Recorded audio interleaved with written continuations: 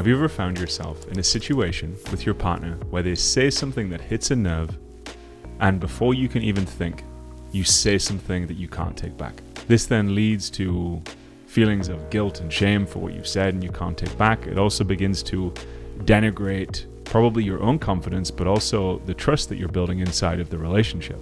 Maybe after that situation, you bury it, and then 2 or 3 weeks later, you forget to do the dishes or take out the trash, and the whole thing begins again. And it feels like you're in this never-ending loop, this kind of doom spiral, because you simply have not yet learned the skills. So in this video, I'm going to share with you the exact skills that you need to learn in order to move past this pattern and cycle that you've been in. Now, I know this firsthand because I thought I was perpetually doomed in relationships. Each time I would get into a relationship, these patterns would begin to happen, and it would obviously begin to denigrate my own confidence in the relationship and myself, but ultimately it would end in the relationship breaking up. Now, I simply hadn't learned the skill set yet. When someone taught me those skills, I was then able to make those changes in my life. And now I teach that to my clients, and I see the same week on week. So this is really, it's not you might think it's you. It's really just a skill set. And when you learn and apply the skill set, you will see those patterns change firsthand. So I've broken this down into a very simple and practical 4-step process. The first, recognize. The second, release and regulate. The third, reconnect. And the fourth, recommit. So just before I break those down for you, just quickly, for those of you who are new to the channel, I'm Rick William. I'm a multimodality life coach, somatic therapist, and meditation teacher. If you're dedicated to your growth and development, I release new videos here each week, so hit subscribe so we can stay in touch. Back to the first step, which is recognize. Now, this step is an essential step because we have to begin to recognize the pattern as it arises in real time. So one of the things to note here is that the trigger that has been happening here in terms of the event, by the time that whatever words were shared, that had your button pressed, that had that response come out where you said something you couldn't take back, actually would have happened minutes, maybe even half an hour before. So your body is going to be giving you cues and signals. And the key here is to begin to recognize those cues and signals before you get past your tipping point. So an easy way to recognize this is that if you're out of a state of connection and groundedness and presence where you probably normally live, as soon as you start coming out of that, especially when you're new and you're practicing this with your partner to kind of build this new habit of relating, is to really begin to recognize the cues that your body gives you as this begins to happen. An example of this would be, my jaw used to actually start twitching. I used to do this like little jaw thing, or I'd kind of like chew down a little bit because I was getting frustrated and I was trying to hold it in. So for me, that was one of my cues that was signaling that I needed to do what we're going to talk about in step 2. So for you, the exercise here is to begin to recognize. You can even imagine that your partner was going to say something, or she says that thing, or he says that thing that starts to create that reaction in you. You can start to even just imagine that right now. How does it begin to feel in your body? What begins to change? Does your belly begin to rumble? Do you start to maybe clench your fists or your hands a little bit? Maybe you start to play with your hands. Maybe your heart starts racing a little bit. It's going to be different for each of you, but it's just to recognize those patterns so that we can actually then begin to change. So knowing your cues is going to help you intervene before it's too late. Step 2 is to release and to regulate.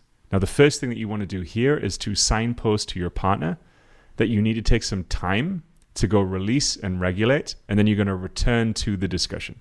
So this is just a moment just to say, hey, my love, I'm going to take 5, 10, 20, 30 minutes, and I'm going to release and regulate, and then we're going to come back to the discussion. And a pro tip here would actually be to communicate this whole strategy ahead of time before you're actually in conflict with your partner. So you can let your partner know, hey, I've learned this video, I've learned this 4-step system. I know we keep getting into this space where we end up having an argument, we end up blowing up. Either of us says something that we don't mean. I don't want to do that because I really want to be in a connected and powerful relationship with you.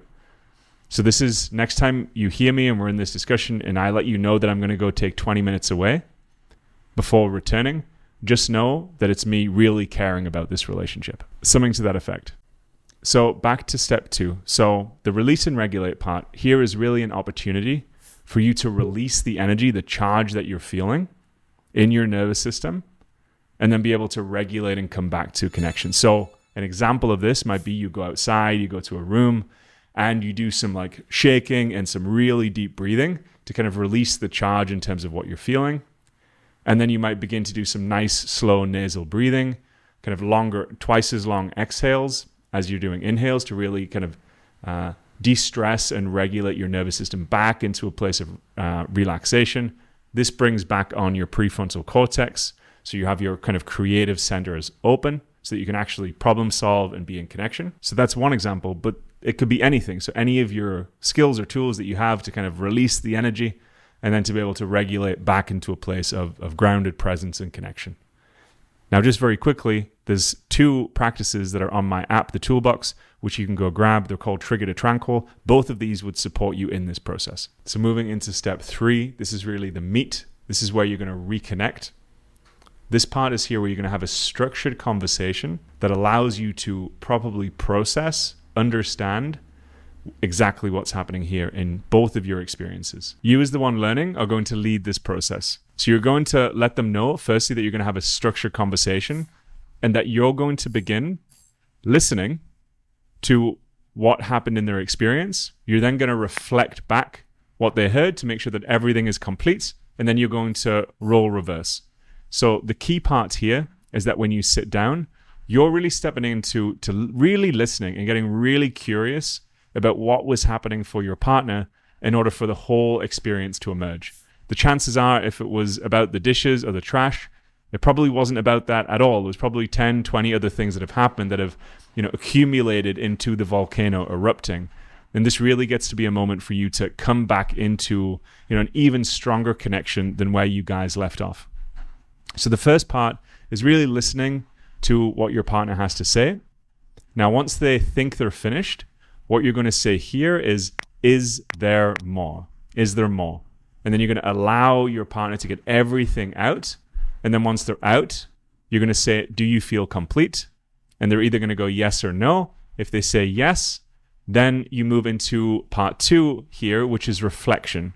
So you're going to reflect what you heard back to them, not verbatim, but just really letting them know and feel that you hear everything that you've said. You don't necessarily have to agree with what they've said. You're just reflecting back their experience so that they can feel fully understood and heard. And at the end of that process, you can ask, is there anything else you would like to add? After that, everything should be feeling whole and complete.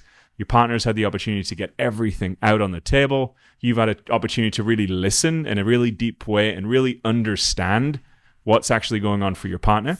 So we have listen, reflect, and then the last piece on this to round it all out is to share impact.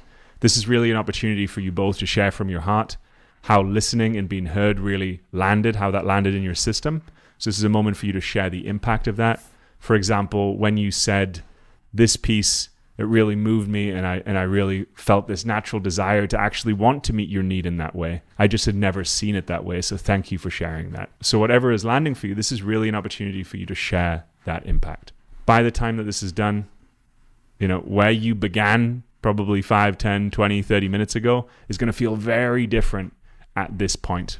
And this really creates a bridge of connection. And you'll be back feeling either most likely more connected than you were when you began. And this can really begin to build a sense of trust and resiliency inside of the relationship, because there are naturally going to be things that come up inside of relationship. And once you have learned how to actually reconcile, you're creating a really anti-fragile relationship that allows you to have disagreements and things arise, because now you have a process upon which to come back together. So just like a muscle breaks down when you go to the gym, you lift those weights and it grows back stronger. This is kind of the relational glue of a relationship that really allows you to build a really powerful, potent relationship. The last part, now you're back in connection, is to recommit. So this is recommitting to new ways of being, new ways of doing things inside of the relationship. So you've got the reconnection, and this is the recommitment to taking action and making those changes. This could look like, instead of randomly taking the trash out on any day, you're going to commit to taking it out on Mondays and Thursdays, and your partner is going to commit to doing the dishes 3 times a week. Whatever this is for you, whatever is going on in your life and relationship, this is really just an opportunity to make a commitment, a new commitment, a doubling down in terms of what actually needs to be rectified here so that you can have a more harmonious, connected, powerful, potent relationship. Remember, as you go through this process, the first time to be super gentle on yourselves. This is a skill set to be learned, so it might feel a little bit awkward at first. I know it did for me. But after time, you put the reps in and it becomes something that you consciously try to do, and eventually it becomes something that you're unconsciously competent at. And this just becomes an extra skill that you have as an individual. I would put this skill set as one of the most important things that I have learned in my adult life. I wish I had learned it sooner. And it had a ripple effect into multiple different areas of my life, with my obviously most intimate relationship, with my friends and with my colleagues. This skill set really rippled into every single area of my life. From doing this, you're going to build your confidence in yourself and also in your relationship. And then it can be a skill that you pass on to friends or other people. And if you choose to have children, they're going to see 2 parents growing up who have the capacity to be able to be in disagreement in a really powerful and beautiful way.